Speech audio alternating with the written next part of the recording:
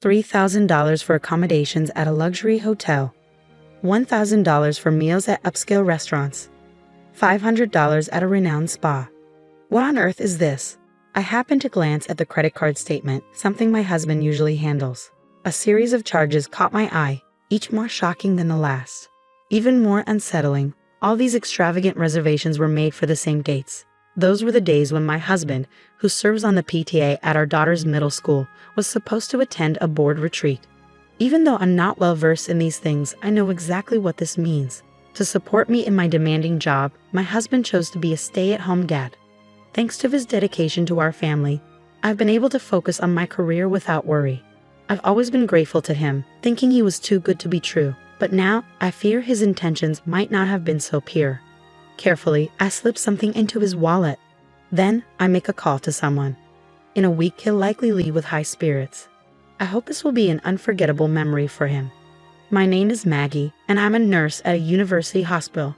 My days are so busy that I sometimes lose track of time, blending days and nights together. The reason I can keep up with this hectic schedule is my beloved husband, Glenn. I love my job and take pride in it, but the thought of choosing between my marriage and my career has brought me to tears more than once. Glenn respected my determination and chose to become a full-time stay-at-home dad to support our family. He's always encouraged me to give my all at work, never minding the curious glances from other mothers. He even served on the PTA board at our daughter Sasha's middle school. As the breadwinner, I've worked hard to provide for my family. Then, one day, I received a call from the credit card company. I had recently changed the debit account for convenience, but the funds hadn't been deposited in time, leading to an overdraft. Darn it, I muttered as I hurried to check the credit card statement so I could make the transfer. I hadn't looked at the statement in years, trusting Glenn to handle it. I realized just how careless I'd been. My heart nearly stopped when I saw the charges on my phone screen. The total amount was outrageous, and I couldn't recall making any of those purchases. Panicking, I decided to review the details. There I found a long list of transactions I had no memory of: designer boutiques, famous perfumes, a luxury watch brand. I liked those brands, but I hadn't bought anything from them recently. For a moment, I wondered if Glenn, who had a family card, was planning to surprise me, but I hadn't received anything. What's more, all these purchases were made on Wednesdays, the day I work the night shift, and Glenn has his board meeting. What's going on? I resolved to confront him as soon as I got home. I hurried home, anxiety tightening my chest. Just as I was about to reach my front door, a voice called out to me. "Hi, Maggie. Long time no see. Heading home from work?" It was Tara, one of the few PTA moms I knew from school. She was always friendly, and I had run into her just before I could slip inside. "Hey, long time. Thanks for always helping Glenn out with PTA stuff," I said, trying to sound casual. "I hope he's not giving you too much trouble." I didn't know what else to say, so I stuck to the familiar, safe topics. Tara smiled and gave me a playful nudge on the shoulder, teasing me for acting a little distant. As she shifted closer, a familiar fragrance filled the air, a perfume I knew all too well. It was the signature scent of Puffy Marie, the very same brand listed on my credit card statement. I'd wanted that perfume for ages, had tested it multiple times at the store, but never ended up buying it. The scent lingered in the air, unmistakable, tugging at memories. "Smells amazing," I said, trying to keep my voice steady. "That's the one I've been eyeing forever. Did you buy it?" I didn't even know why I asked her that. Maybe it was jealousy, maybe it was something deeper. Either way, I felt a twinge of embarrassment for my own foolishness. But then my mind started to race. Those credit card charges were always made on Wednesdays, days when the PTA meetings took place. And now a PTA member was wearing the exact same perfume. As soon as suspicion took root, it began to grow, faster than I could control. Oblivious to my inner turmoil, Tara smiled brightly and said, "Actually, I got it as a gift. It was our anniversary the other day." She giggled, looking as sweet as ever. "Oh, that's so lovely. You two are still so in love," I replied, forcing a smile while trying to push away the dark thoughts creeping into my mind. After exchanging a few more pleasantries, we said our goodbyes. It wasn't surprising that she had the perfume. It was a popular item, after all. Tara always seemed cheerful, even after having kids. And she still spoke about her anniversary with such joy. But one thing caught my attention as I replayed the conversation in my head. She didn't say husband. I stopped abruptly and turned back to where I had last seen her. Of course, she was gone, but the urge to chase after her was overwhelming. Could Glenn and she have something going on? The tiny doubt that had crept into my mind now grew into something I could no longer ignore. The following Wednesday, my family saw me off to work as usual, but I had a different plan. I asked my colleagues to let me leave early. I didn't tell Glenn, of course. Telling him would have defeated the purpose. I waited for him a short distance from our home, watching and waiting. Soon my mother-in-law arrived to babysit, and Glenn left for his meeting, just as he did every week. So far, everything was routine. I followed him to the school, where the board members gathered in a classroom for their meeting. After about half an hour, the meeting ended, and the members began to leave. Most headed straight home, but Glenn lingered, and then he emerged, arm in arm with Tara. They stared into each other's eyes, their fingers intertwined as they walked toward a nearby hotel. They had no idea I was only a few meters behind them, my face twisted with rage and sorrow. I had trusted him, I had loved him. Had he encouraged me to work long hours just to suit his own convenience? I stood there, feeling utterly betrayed and filled with despair.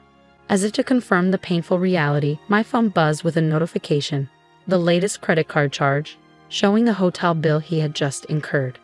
After what felt like an eternity, they finally left the hotel, looking carefree and content. I calmly snapped pictures of them. There were no more tears. Not even a trace of affection remained in my heart.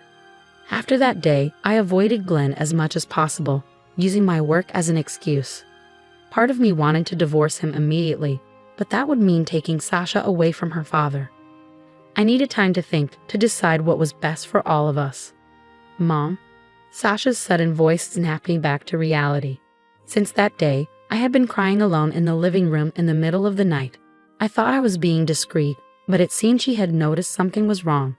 Whether she couldn't sleep or had just woken up, she came out of bed late one night and gently hugged me. I don't want you to be sad. Your enemies are my enemies. I won't forgive anyone who makes you sad. Her words broke the dam that had been holding back all my emotions. I wept like a child, tears of gratitude for her, apologies, and everything else pouring out. If I divorce your dad, things won't be the same as before, I confessed, my voice trembling. We'd have to move, and we wouldn't be able to see him every day. You might even have to change schools and leave your friends behind. I let all my worries spill out, one after another. But she interrupted me, her voice steady and sure. I still want to be with you, Mom. I want to be a nurse like you. I'll be fine, so please, do what you need to do. She held my hands tightly. Thank you, sweetheart, I whispered, feeling a new strength well up inside me. Encouraged by her words, I decided to act on my plan. I had gotten into the habit of checking my credit card statements regularly and soon discovered that Glenn was planning a week-long trip, supposedly for a PTA board retreat. In the past, I would have signed off without a second thought, but common sense told me it was unthinkable for parents with children to be away from home for a week at the same time. Even if it were to happen, the destination and type of hotel Glenn had booked were far from the norm. He had underestimated me, assuming I wouldn't find out, but his attempts to hide the evidence were becoming increasingly difficult. I had gathered more than just the list of credit card transactions. I had detailed records of the courses at a chic restaurant, the confirmation of the hotel booking, and even a request for a surprise cake. I had been so grateful to him for quitting his job and becoming a stay-at-home dad. I felt it was my duty to work hard to provide for our family in return. But I definitely wasn't working so he could betray us and fool around like this. He was not going to get away with this. On my next day off, I calmly set my plan for revenge into motion. First, I called the hotel and every restaurant he had booked. Even though the reservations were made in his name, I knew all the details, and when I mentioned I was his wife, they didn't suspect a thing. Later that night, I took his wallet, which he had left in the living room, and pulled out his credit card. Before we got married, he only carried cash and had never made his own card, aside from the family one we shared. If his only card went missing, he wouldn't immediately think something was wrong, so I replaced it with an expired card I found. It had been renewed about 6 months ago, but I'd been too lazy to dispose of it. I almost laughed at how my own laziness had worked in my favor. The expired card looked identical to the new one, but of course, it wouldn't work. If he tried to use it, he quickly realized something was off, but that would only happen once he was far from home. I'm leaving now. Got a lot of discussions to make the school better. Sasha, take good care of your mom. Okay.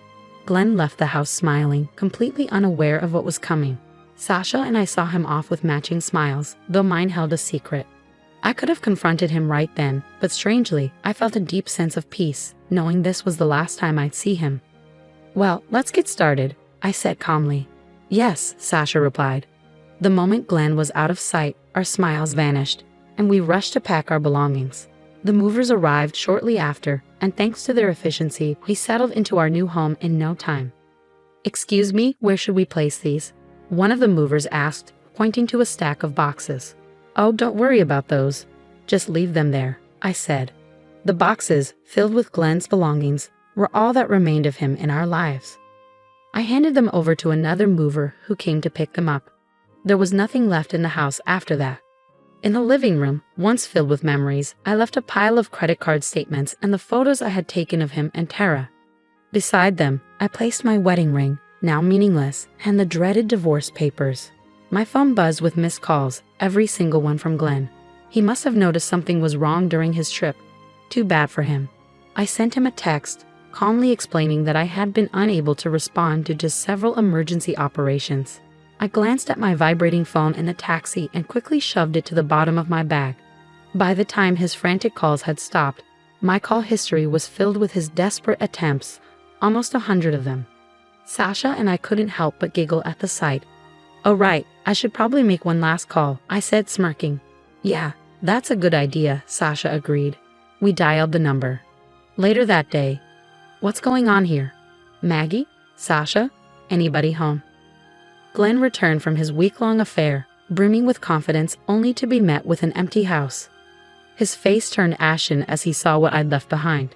Credit card statements, divorce papers, and a photo of him and Tara. He tried calling me repeatedly, but of course I didn't answer. I blocked him. Then his phone rang. An unknown number. Desperate, he answered, hoping it was me. Hello? What the hell have you done? I was asked to pay for all the bookings I'd already prepaid online, and now my credit card is expired. Do you have any idea how humiliated I was? This is nothing but harassment. Did you have to borrow money from everyone, Glenn? If you borrowed $5,000 from each of them, that's quite a sum. Did you go overseas? I hope Tara didn't give you too much trouble, came the cold, commanding voice from the other end. Glenn went pale and began trembling so badly he couldn't get a word out. Is this Tara's husband? Glenn stammered. Yes, this is her husband. I know everything about you two. I will be demanding alimony from her, and I won't let you both get away with this. The line went dead as soon as he finished. Glenn was left in stunned silence, his mind reeling. Panicking, he tried to contact Tara, but her phone was disconnected. It had already been canceled. It was her husband who had called me earlier that day after I informed him of their affair. He had been surprised, but not devastated. In fact, he sounded deeply sorry, admitting that he had suspected her for some time. It was a shock for Tara's cheating partner to learn that his mistress was someone he knew well. In fact, he even offered to cooperate with me to help with my plans. After getting Tara's parents' address from him, I sent all of Glenn's belongings along with copies of the divorce papers and photos of their affair to them. Naturally, Tara's parents were furious. Their outrage was so intense that the entire neighborhood soon knew about Tara's divorce and her potential loss of custody due to her infidelity. Her parents, who were wealthy and ran a successful local business, were particularly appalled. They had expected their daughter to get their support regardless, but her actions had tarnished their family's reputation. They refused to let her inside their home when she came to them in tears. With nowhere else to turn, Tara ended up living alone in a small apartment, working grueling hours at a notoriously low-paying job to manage alimony payments. Meanwhile, Sasha and I moved in temporarily with my parents until the divorce was finalized. Glenn returned to his old life, though I've stayed in touch with his parents, who still cared deeply for Sasha. According to his father, Glenn now spends every waking moment on the farm, struggling to keep up with alimony and child support payments. His father sounded deeply disappointed in him. My attorney successfully negotiated a substantial alimony settlement on top of child support, making Glenn's monthly payments quite hefty. He'll likely have to work hard for years to come just to get by, with little left for himself. It seems like a relentless struggle. Once the divorce was finalized, Sasha and I moved into a new home. She transferred to a different school where her new teachers and classmates welcomed her warmly, and she's been thriving in her new environment. With Glenn now a part of the past, I handle the housework myself. Balancing work and home is more challenging than I had anticipated, but I find it preferable to living with deceit and betrayal. I feel rejuvenated and free from the negativity that once clouded my life. I'm more determined than ever to find happiness and put my full effort into everything I do.